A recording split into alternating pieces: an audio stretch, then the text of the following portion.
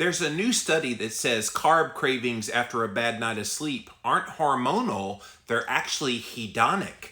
Find out the details here today on Jimmy Rants. Click on that little box down there in the corner. It'll take you straight to IGTV for today's episode.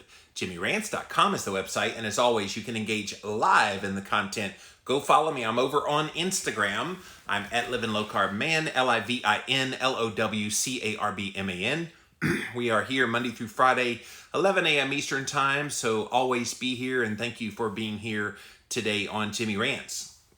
We also simulcast over on my Facebook page, so thank you guys for being here today as well. And then finally over on my YouTube channel, thank you guys for being here, and thank you all for being here today on Jimmy Rants. If you missed the live, you can watch it on replay. We put it right here on Instagram. IGTV houses all the past episodes, so go check them out there. We also put the past episodes up over on YouTube. Type in a keyword, Jimmy Rants, you will find the show.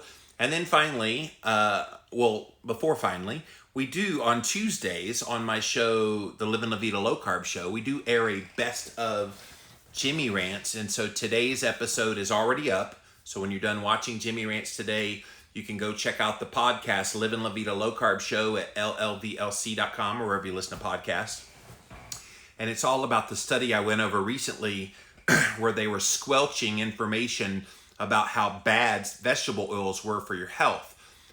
Meanwhile, they were vilifying saturated fat, and saturated fat was actually showing people to be healthy. So go check out that Jimmy Rants episode, Best of Jimmy Rants, on my podcast today, wherever you listen to podcasts. And now, finally, pop on over to the official website for this show. It is jimmyrants.com. And then once you're there, you can see all the past episodes there. And while you're there, you can also support my work either through the PayPal link or through the Patreon page. And really, your support is greatly appreciated. Okay, you guys, I wanted to get into another study today because the subject of sleep is such an important one. You know, we often talk about, if you want to be healthy, get good sleep. But do you ever think about the mechanisms as to why? The reason why you want to get good sleep is it helps to regulate so many systems in the body. And for the longest time, people thought about, okay, if I don't get a good night's sleep, then that's going to result in some hormonal changes in my body the next day, which can then lead to more cravings for carbohydrate and other things that you don't want to put in your body. That's been the theory. And we also know from some previous research that even one night of bad sleep can actually make you physiologically insulin resistant. So that doesn't mean you get insulin resistance instantly by having a bad night of sleep, but it's saying that your body will respond in such a way as if you're insulin resistant. So forever, we have thought that if you had a bad night of sleep, and you guys know this anecdotally in your own life, when you don't sleep well, what happens? You wake up the next morning, you're groggy, your energy's low, you don't feel great, maybe you've got some brain fog. You're just not at your best, right? And the way it shows up in your diet is you can't stop eating. You've been there, you know. Perhaps you're watching me right now and you've already eaten 2-3 times in the day because you didn't sleep very well last night and you can't stop eating now. So forever, they have always surmised, okay, that must be a hormonal change that has happened in the body. It must be where the body has increased insulin, which would drive hunger, and increased ghrelin levels, which would drive hunger. All of these things. But there's a new paper that just came out on Thursday. And yes, I'm trying to give you guys cutting edge nutritional health research and health research in general because this stuff's coming out hot and heavy. So this just came out on Thursday. What was that date? September 16th is when it came out. And it's a pretty interesting study. It was published in the journal Nutrients. And it's called Relationship Between Sleep and Hedonic Appetite in Shift Workers. And they're going to get into what that means here in a minute. But if you're just joining us, yes, sleep is important. We need good rest for a lot of processes in the body, not the least of which is regulating your appetite and making sure that you're not over consuming food on the next day. So there's a new study that kind of busts the theory that it's a hormonal thing impacting things like insulin, things like ghrelin, leptin. All of those things are usually used to regulate your appetite and would get disrupted by a bad night of sleep. Well, now they're finding it's not that at all. So you're going to find this quite interesting. So again, the name of the study, Relationship Between Sleep and Hedonic Appetite in Shift Workers, was in the journal Nutrients. Last Thursday is when it came out. And so let's get into it. Short and or poor sleep are established behavioral factors which can contribute to excess food intake, and emerging evidence suggests that disturbed circadian rhythms may also impact your food intake regulation. How many of you put a quality on making sure your circadian rhythm is on? So the circadian rhythm is this imaginary kind of, think about it as working behind the scenes of your body knows when it's time to naturally go to sleep and naturally wake up. I'm one of these circadian rhythm people, and there's a lot of things I've done over the years to entrain my brain to know and get on a circadian rhythm. So when you're awake, you should be quite vibrant, you should be quite energetic, and you should be able to go through all the things you need to do in your day without a hiccup. And when you do, then you reach the nighttime, the sun goes down, and shortly thereafter, you're going to go to sleep. And the way you entrain that is primarily through getting out in the sun. It's a beautiful day here in South Carolina today. So the cooler temps make it easier to be outside and get that sunlight in the eyes at different parts of the day. And you're entraining your brain, okay, it's 8 o'clock in the morning, it's noon, it's 4 o'clock, and it's 8 o'clock. And you're just kind of telling your brain what time of day it is, and therefore that circadian rhythm gets turned on. So if your circadian rhythm gets off, guess what happens? It manifests as wanting to eat more food. It manifests in a higher amount of food intake, but not just any food. Your brain is literally saying, okay, something's effed up in my body right now. Go eat the thing that we know makes us feel good. Ho-ho! And it goes and makes you eat the crappiest of crappy garbage. You been there? Have you noticed that in yourself? Together, disturbed sleep and disturbed circadian rhythms might explain why there's an excessive risk for obesity in shift workers. So have you ever had to work a third shift? I've got a friend of mine on Instagram who is a brand new nurse, and she didn't realize when she became a nurse that the first year of her residency that she would be participating in would require her to be on the third shift. And she says it has wreaked havoc on her circadian rhythm and her health. She's gaining weight. She's starting to have little zits and things pop up. It's just not fun because your body's going to respond in a very bad way to an unnatural, not honoring the circadian rhythm. Now, in her case, she has to. In other people's cases, you don't have to have that messing up of your circadian rhythm. So to date, the shifts or the details of how a shift work might impact food intake regulation have not been fully defined. They've always kind of had this theory that the reason you have more cravings is because of the hormonal changes, but they found something very different in this study. Here, we examine the relationship between sleep characteristics and this thing called the hedonic control of appetite in shift workers. So I remember I used to do this show called Keto Talk, and my original co-host on that was Dr. Adam Nally. You might know him as Doc Muscles here on Instagram. And Adam used to always talk about the hedonic response. And he had this really cool kind of animated way of describing it. He said hedonic response is like you see some kind of food and your brain goes, oh, I have to have that. And so when you get that excitability in the brain about a food, and then it makes you want to eat it, do you just eat a little bit? No. You eat the whole thing, and then you're looking for more. And it's that hedonic response that these researchers in this study were looking for. So they took a total of 63 shift workers with an average age of 36.7 years.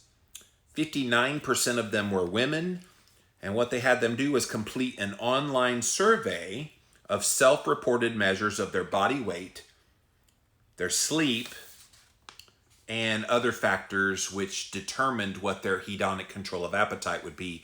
Things like food cravings, the power of the food scale, blah, blah, blah. 71% of them reported some weight change had happened since starting shift work. 84% said they gained weight. On average, they gained 11.3 kilo. Now, it doesn't tell me the period of time that this happened, but 11.3 kilo is a significant amount of weight. That's about 40 pounds. Worse sleep quality and shorter sleep duration were associated with having more food cravings, and worse sleep quality and hygiene were associated with a higher appetite drive to consume much more palatable food, which in essence is that greater hedonic drive. So this was a preliminary study that suggests hedonic pathways are potentially the main contributing factor in weight gain in those people who have disturbed sleep. Remember, they looked at shift workers, but this really applies to anybody who doesn't get a good night's sleep.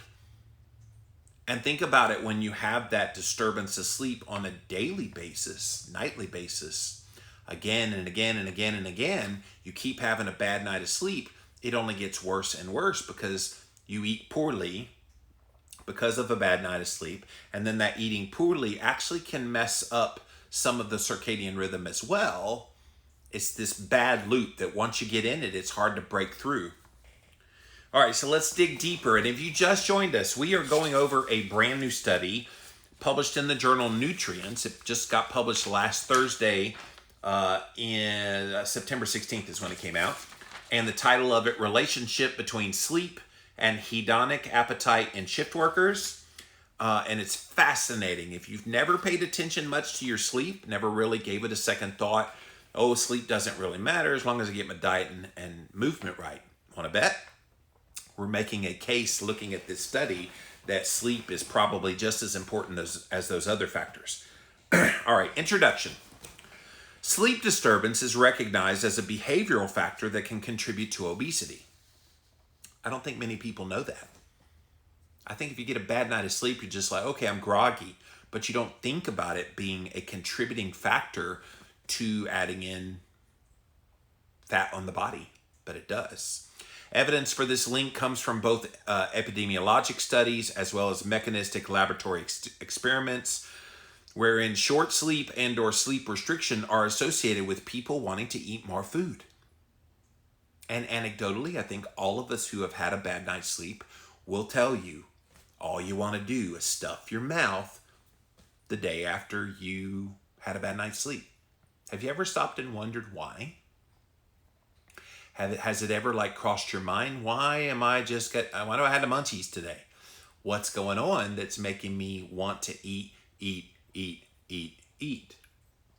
Now you're getting a bit of a clue.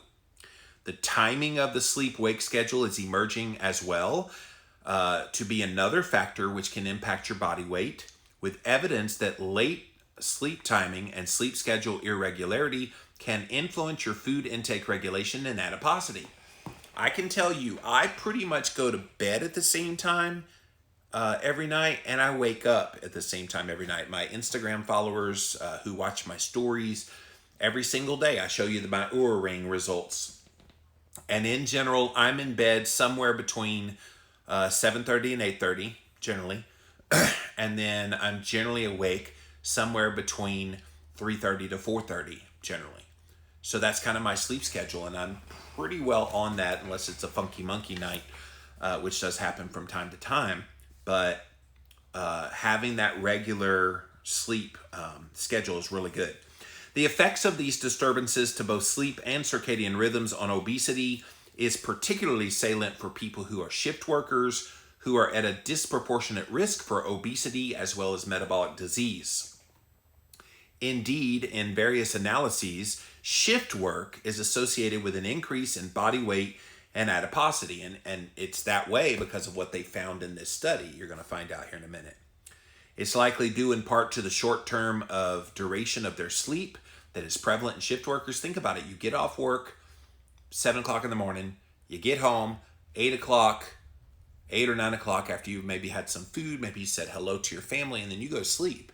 Go to sleep at like 8 o'clock. Guess what? You're up at 3. That's 7 hours of in bed, but is that a full 7 hours of sleep? Probably not. Plus, you've got light coming in through the windows unless you have blackout curtains. Plus, you have the noises of the day. If there's other people in the house, there's a lot of things that can disrupt your sleep. Whereas at nighttime, things tend to be quiet. I love it when I get up early in the morning and I'm out on my back porch and you can hear the crickets out there. It is so peaceful. It is so quiet. There's no cars on the road. There's nothing that would disturb you, which is why the nighttime is the perfect time to be sleeping. But the daytime's not conducive for that. And so when you do that, and again, it's a necessary evil for shift workers, but when you do that, you're not going to get near the good quality of rest that you're looking for. So the circadian rhythm of the shift workers is also off. The physiology of sleep-wake, feeding, fasting behaviors occur as a necessary byproduct of working very different shift schedules. Limited availability of healthy food options are also there. So sometimes maybe you're in the third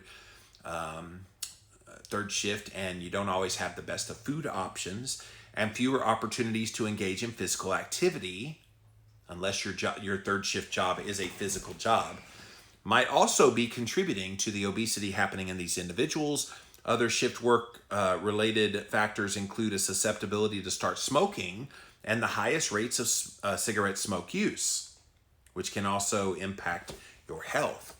I wonder if the smoking and starting up that habit because of this lack of really good sleep, I wonder if that's also a part of this hedonic response that they're talking about. Because we think about hedonic response in the form of food, but what about like a craving for the nicotine, or a craving for a drug, or a craving for alcohol? We forget food's not the only thing we got cravings for. And so I wonder if that fact that they just brought out, that they tend to have higher rates of cigarette use and start smoking, I wonder if it's because of this same pathway that they're talking about with the cravings for carbs. So they were looking at the neuroimaging studies, and they've shown that brain regions involved with pleasure, reward, and motivation, again, that's the hedonic pathway, are disproportionately activated in response to food cues after disturbed sleep.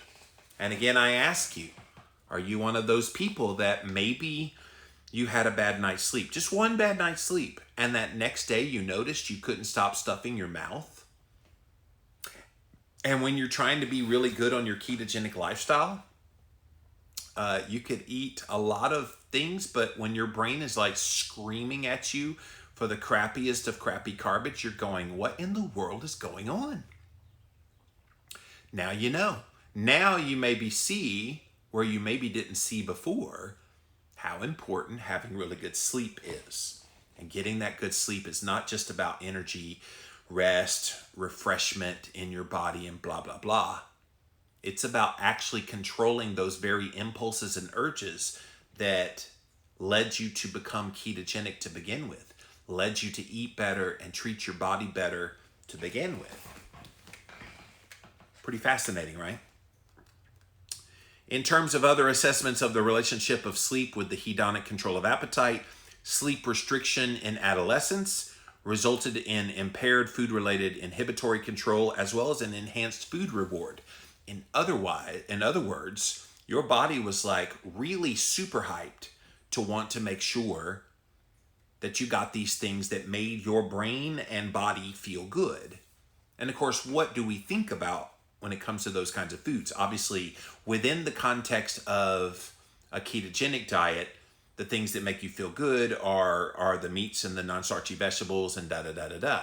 But when you think about in general, especially those of us that have had a junk food past, your brain remembers how you felt when you drank that Coca-Cola. Remembers how you felt when, in my case, had Little Debbie snack cakes. Remembers, and then when the time comes that you have a bad night of sleep and that hedonic response kicks in, guess what you're thinking about? For me, Coca-Cola and Little Debbie snack cakes, but we all have those things that were our go-to. We have also demonstrated that the relationship between poor sleep quality and body weight is mediated by disinhibited eating behavior. So to our knowledge, before this study, no study has ever been done to examine this relationship between sleep and hedonic control of appetite, especially in shift workers. We therefore attempted to administer an online questionnaire to examine how shift work affects body weight regulation. We also looked at the relationship between sleep quality, duration, and hygiene and hedonic control of appetite in these workers. All right. So who were the participants? The participants were recruited through online advertisements on social media, Twitter, Facebook, and Instagram. Interested individuals used the survey on the study flyer to gain access to the online survey. Upon opening the online survey, participants were presented with the study's explanatory statement, and informed consent was provided by continuing the survey. All participants completed the survey anonymously, typically within about a half an hour or less. They were required to be 18 years old, speak English, engage in shift work. Procedures were approved by the Monash University Human Research Ethics Committee, and they ended up getting a total of 63 shift workers that were included in the final analysis. So they looked at the sleep quality measuring using this thing called the Pittsburgh Sleep Quality Index, PSQI. It's a 19-item self-reported questionnaire based on sleep-related behaviors and experiences during the past month. The PSQI measures 7 sleep-related components. Listen to these components. The subject's sleep quality, the sleep latency, which is the time it takes for you to fall asleep, sleep duration, the actual amount of time you spent sleeping, sleep efficiency, the percentage of time spent sleeping while in bed, sleep disturbances, use of sleep medications, and daytime dysfunction. So you got a global score from 0 to 21 with less than 5 indicating clinically significant poor sleep quality. So you guys know I wear this ring. It's the Oura ring, O-U-R-A. They're not a sponsor or anything. I just have been a big fan of theirs and love this ring. Pretty much use it on the daily to report my sleep. I post it very often on my stories. If you ever want to see what my sleep is, I post it every single morning on my Instagram stories. So go check it out over there. But yeah, it's amazing the breakdown when you look at like you're in bed for 8 hours, but did you actually sleep for 8 hours? No, of course not. You've got awake time in there. You got very light sleep, but what you're looking for is that deep sleep and that REM.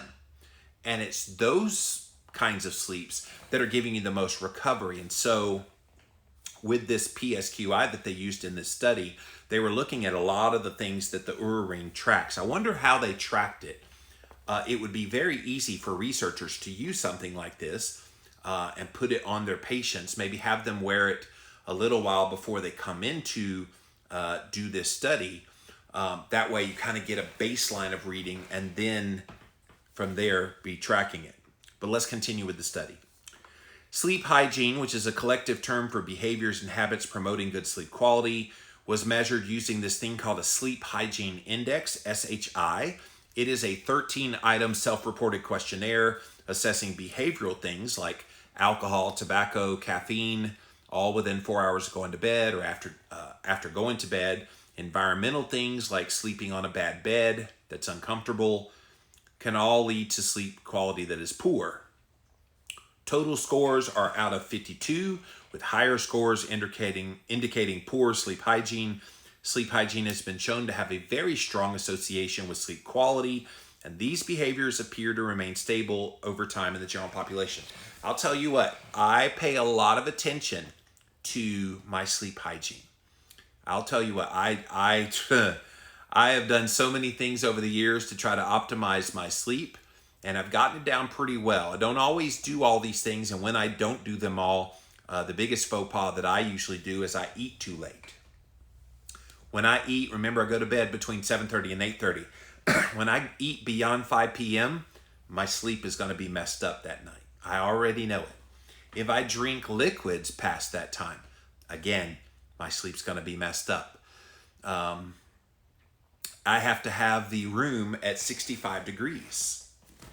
It needs to be cool. I have to have the room be dark, which is helping that it's getting darker earlier now, so that during the summer when the sun was still up till 9 o'clock and I'm going to bed between 7:30 and 8:30 at night, sometimes it's brighter, but if I'm so tired by that time, my circadian rhythm puts me to sleep. But all of those kinds of things, and then making sure I'm getting maybe some magnesium about an hour before bed. There's so many little tricks of the trade that I've been working on for many years to try to make sure that when I get my head on that pillow, that I'm putting my body in the best possible position to get as quality a sleep as possible.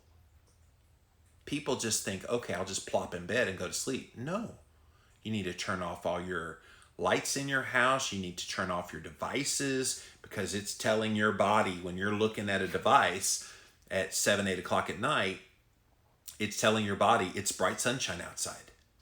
And we don't think of it in that terms. Even like a big screen TV, which everybody has big screen TVs now. If you've got that big bright screen on watching a movie, and then you try to go to bed right after it, guess what? Your brain is going to be like, hey dude, it's the middle of the day. What are you doing? What are you doing trying to rest? And you won't rest well. But people don't think about those kinds of things. Shift worker food cravings were measured using this thing called the Food Craving Inventory, FCI. It is a 28-item self-reported questionnaire. It assesses cravings for specific highly palatable foods, 4 subscales, which include sweets, carbs and starches, high-fat foods, and fast food fats. Over the past month, they computed the FCI scores for each participant by taking an average of all the responses from the 28 items on the questionnaire. Higher scores meant higher food cravings. The 15-item Power of Food Scale, PFS, was used to measure the hedonic control of food intake. This was the most interesting part of this study because they wanted to see what that hedonic response was in response to the poor sleep.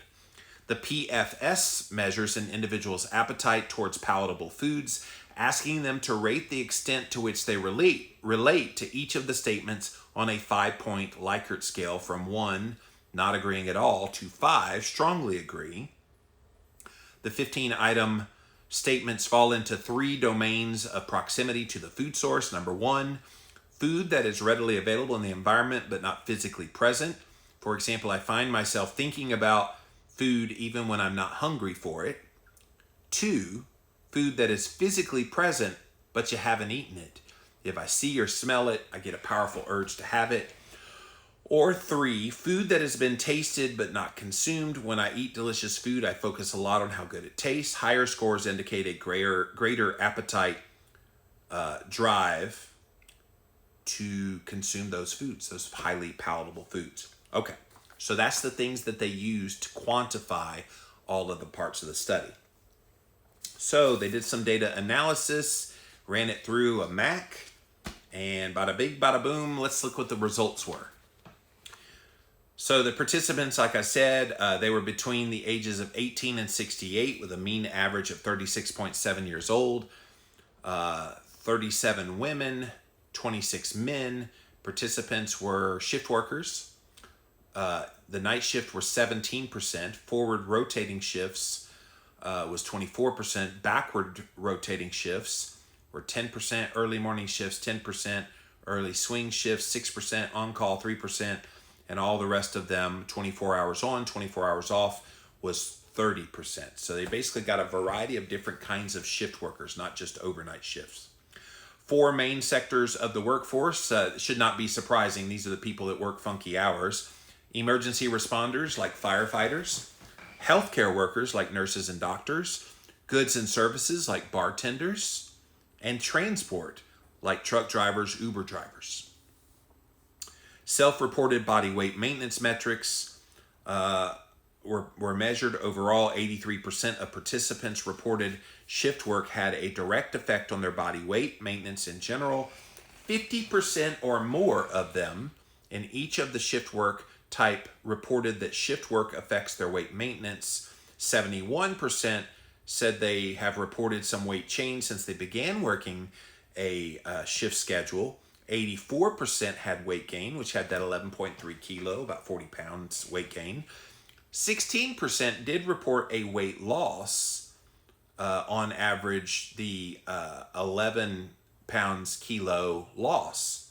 So that's interesting that there was a small portion that did lose weight, but then a humongous portion, 84%, that gained weight. I wonder what the difference was between those two. I wonder if that 16% who had weight loss was able to mitigate the shift work problems of cravings by maybe focusing on their sleep hygiene. It's kind of interesting. I would love to have seen why those 16% of the study participants actually lost weight. What was it about it? Maybe they were in a more physically demanding shift job. Maybe that helped them lose weight. I know my brother, when he went to work for Coca-Cola Company and he was a driver, he lost a lot of weight because he was having to lift these pallets of and cases of Coke all day. Now, as long as he didn't drink the Coke, he was okay, but he lost a lot of weight and got stronger because of that. And I wonder, with that 16%, did they have something like that? And then when they did get to sleep, did they focus in on some of the things I talked about that I do? Be interesting to parse that out. 60% of the participants attempted weight loss since starting shift work. So that's interesting. 6 in 10 of them were actively trying to lose weight. And of those, 21% of the sample were successful. So that's the 16% we were talking about.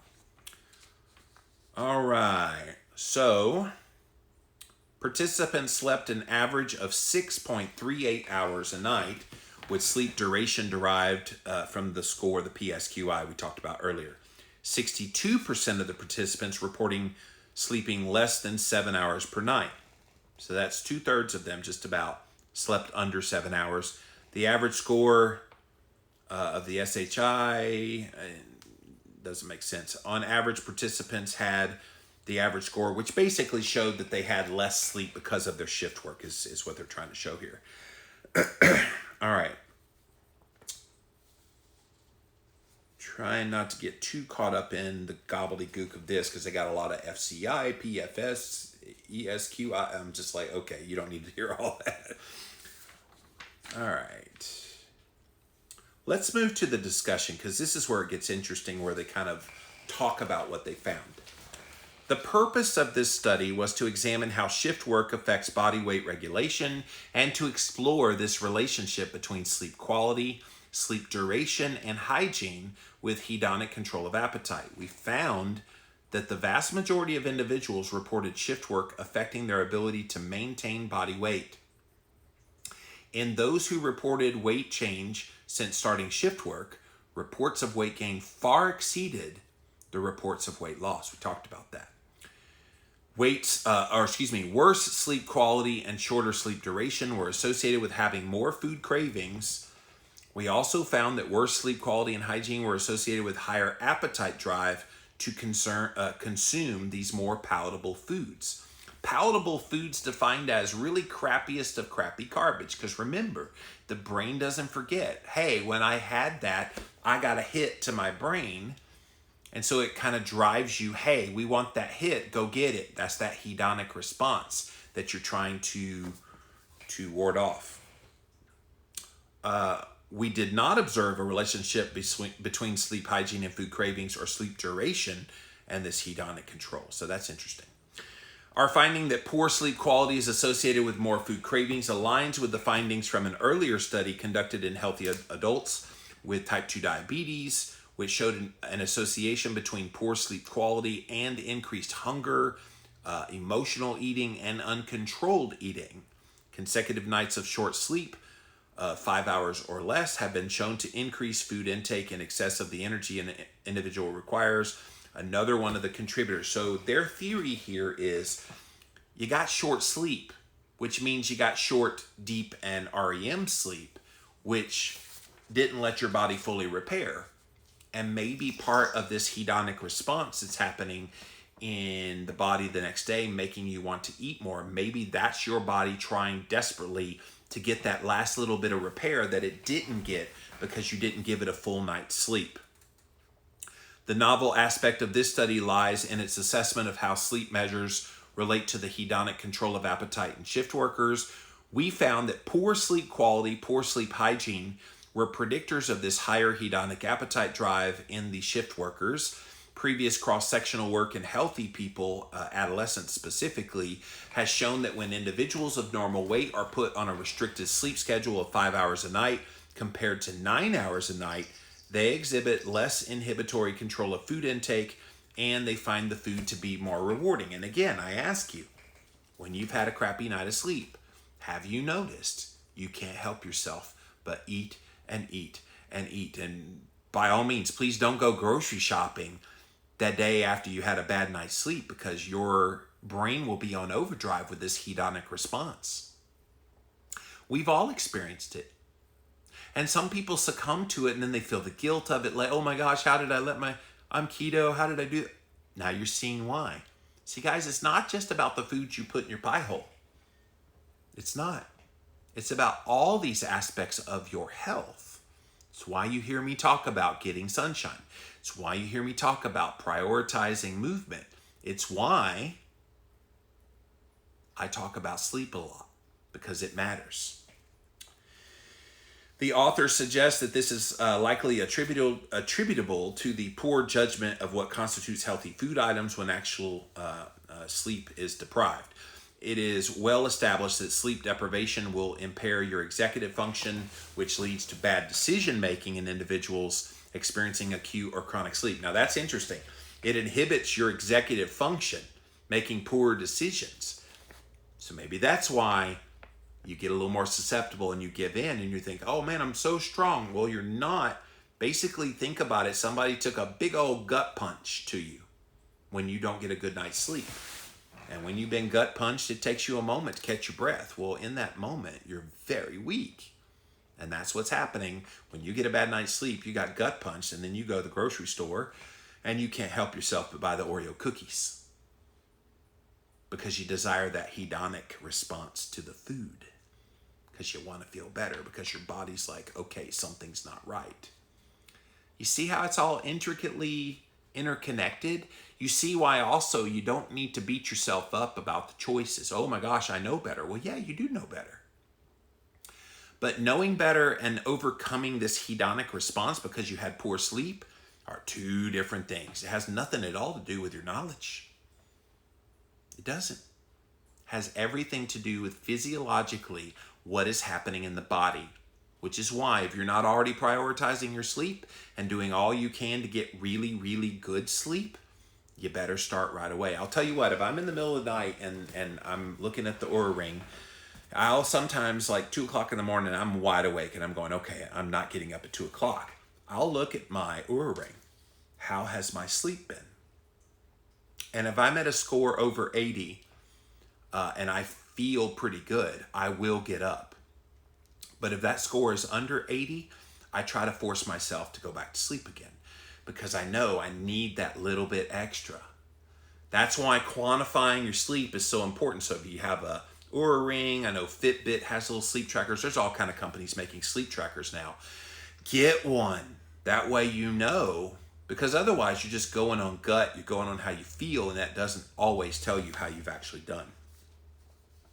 Most studies on the role of sleep and food intake regulation have focused on things like hormonal systems. And hormonal systems are important.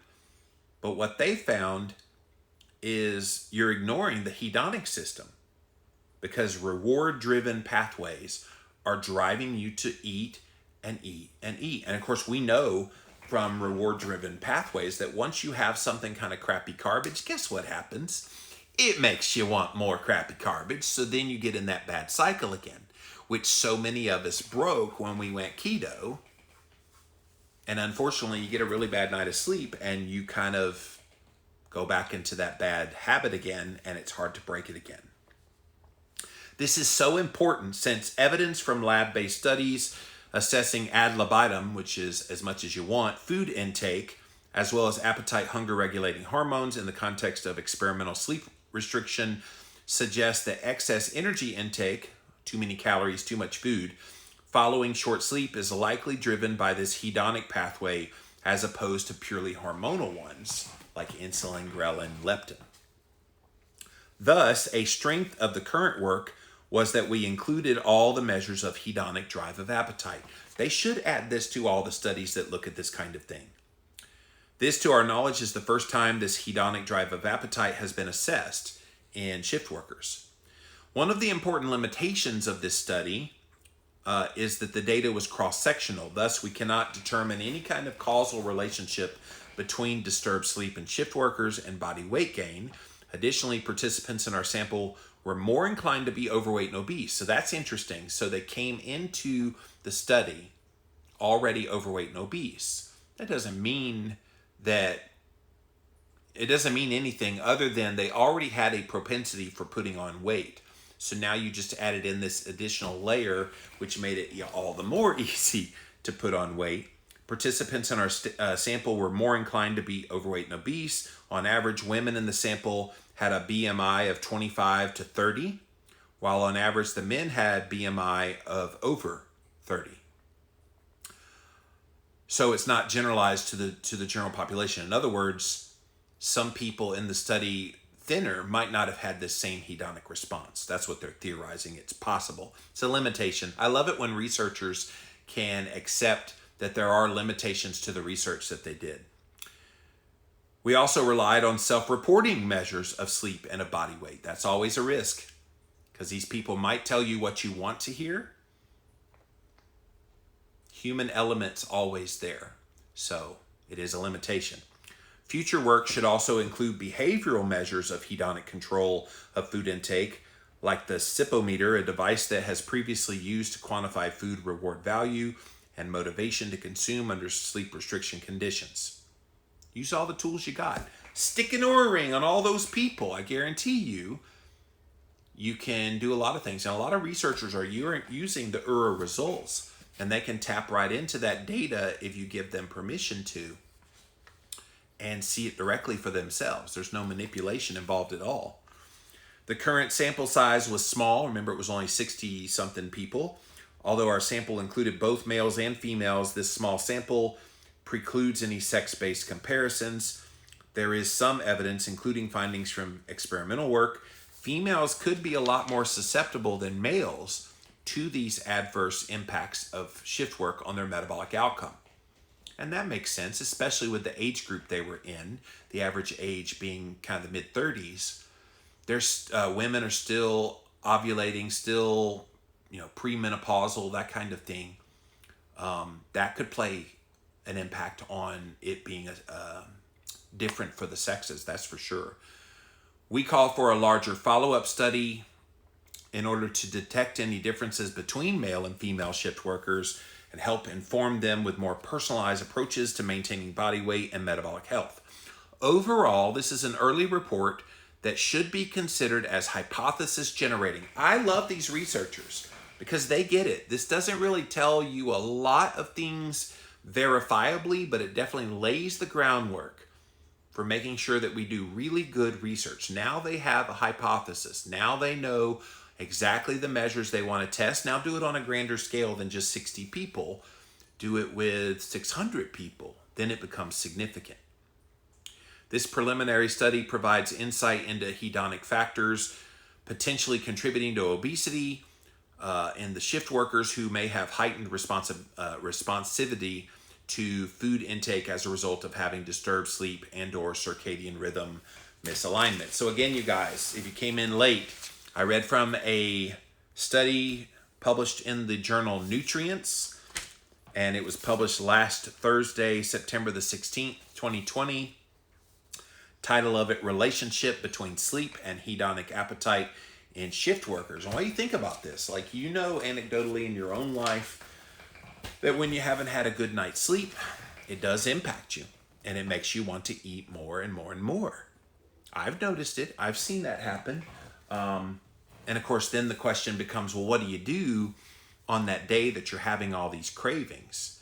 I don't know. Does taking a nap help if you can?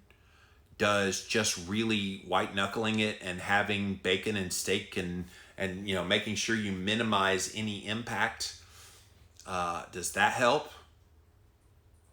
It's an intriguing question that I hope the researchers will parse out as we move forward in this research. All right, let's see what you guys have to say. We're going to come over here first to my Instagram page, then over to my Facebook page, and finally over to YouTube.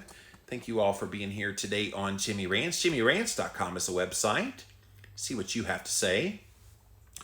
Keto Court says, I've always blamed my insane appetite and cravings while nursing my babies on the hormones. I think this definitely explains it more because sleep is awful for several months. Yes, that hedonic response, like we don't want to believe that our brains will deceive us, but our brains deceive us. Our brains tell us, okay, something is wrong, something is awry.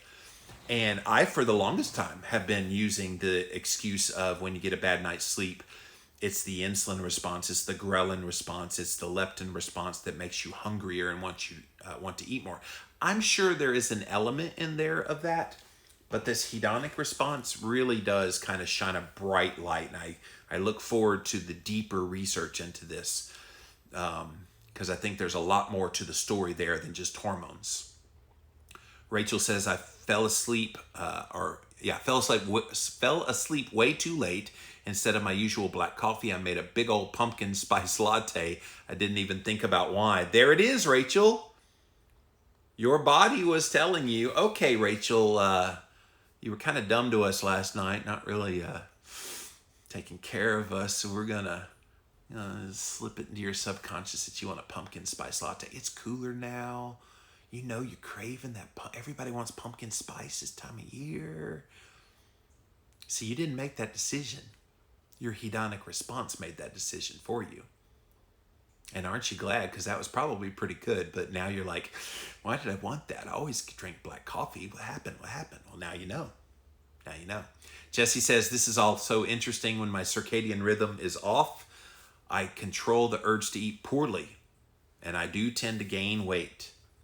I think it's because bad sleep makes me very anxious, which increases my cortisol. See, I do think that there is, thank you, Jesse, there is a hormonal connection to this discussion as well. It's not just this, but I wonder if the hedonic response is also triggered by the hormonal response. So it could be a nice little 1-2 punch. Jesse says, I wish the ring could be covered under prescription insurance. Yeah, I wish, because this ring here is $300 and it lasts forever. So I wish they could make them more affordable and or make them available to be covered, like you said, as a prescription. If you have this, you're going to save yourself a lot of health expenses down the road because you're optimizing your sleep. I'm hoping there does come a day when these kinds of devices and the little ketone devices and all this kind of stuff do become covered under our health insurance. In other words, why are they paying for some tests that may or may not really tell you anything when they could pay for something with the same amount of money that will give you great benefits for years to come? It doesn't make any sense. Rachel says, after a night of drinking, I usually eat like crazy the next day. Yeah, and that could be both the alcohol and maybe where it messed up your sleep. That's for sure. Rachel said she loved her latte. Well, you better. Like, there's no sense in beating yourself up over it. You had it. Pumpkin spice. You better make me one, Rachel. Spike mine with a little something, something in it, though. Just kidding. Thank you, Instagram. Let's pop over here now to my Facebook page and see what you guys have to say. What's up, Facebook? Norma says, I worked night shift as a nurse for over 10 years. My sleep is only in 2-hour spurts. It's not fun, but you learn to live with it. That's why I'm up early. I've never had any kind of shift work. I did work when I was in college, when I was in grad school. I did work at a radio station where I was the overnight DJ. And so I would get there at like 10, 11 o'clock, and then I left at 6 a.m. And that's a fun work, by the way. All night long. There's like 2-3 people listening. But you talk to those people, and sometimes they would call you on the phone and tell all kind of stories. They just needed somebody to talk to at that time. And I was a Christian radio station, so you had to bless Jesus, and kind of encourage them. So I did. Tracy says, my husband has sleep apnea, or had sleep apnea. He could not overcome his bad eating until he fixed that issue. Yeah, see, that's a great example, Tracy, of how impactful poor sleep is on your appetite. Jenny says, I have a number of sleep disorders stemming from the lifelong untreated sleep apnea. There's another one. Since childhood into my late 30s, treating my apnea has been life-changing. It's the only way I was able to start keto and lose 80 to 90 pounds so far. My sleep-deprived brain in survival mode. Other sleep disorders are still being worked on. And I just want to share something that has helped me. It's blue light exposure to help adjust your circadian rhythm. So she gave the name of a company for those of you watching on Facebook, but you can get all the blue light exposure having the sun out there. So definitely have at it. Norma says, a doctor told me once that steady night shift work was a slow suicide.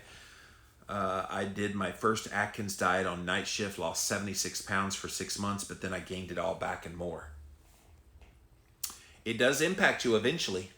It does. All right, thank you, Facebook. Let's come over here now to YouTube. See what you guys have to say on this. My sleep schedule is almost the same as yours, says PJB. Yeah, I've been doing this sleep schedule for a little while. Like, I just love the stillness of the morning. I can get so much done in that kind of 3:30 to 7:30 range where hardly anybody's out on social media, hardly is anybody doing anything. I'll get up in the morning, I'll chill out for a bit. I'll pop in my hot tub over there and just kind of chill in the stillness of the morning.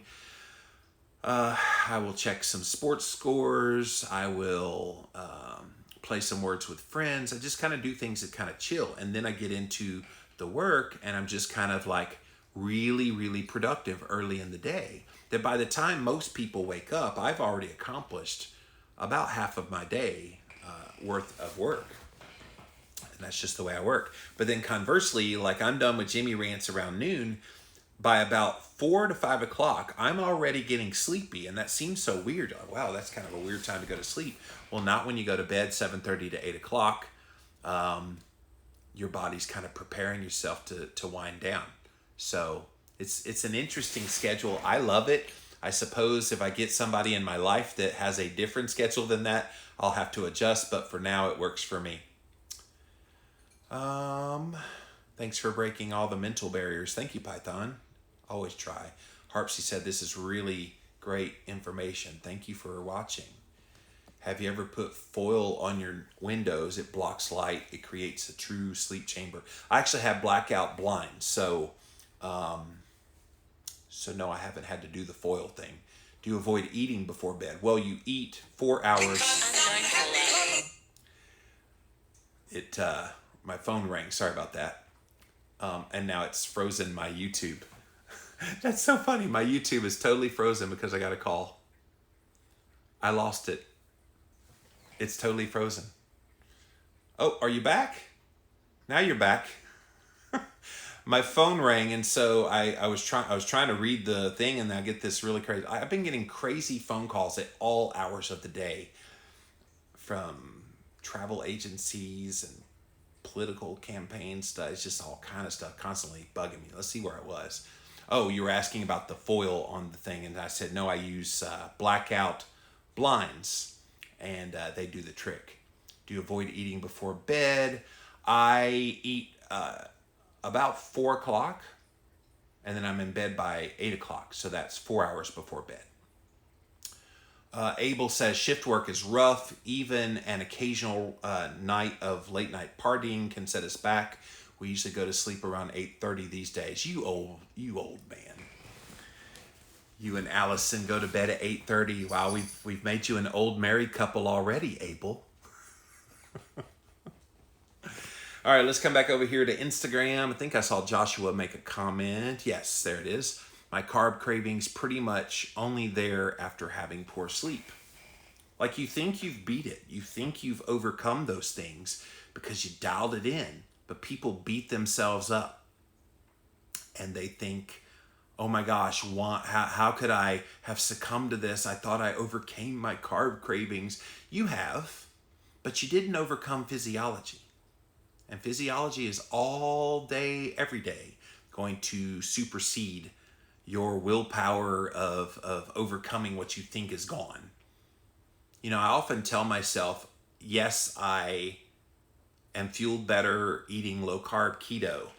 And I have overcome a lot of the really bad habits that plagued me 15 plus years ago.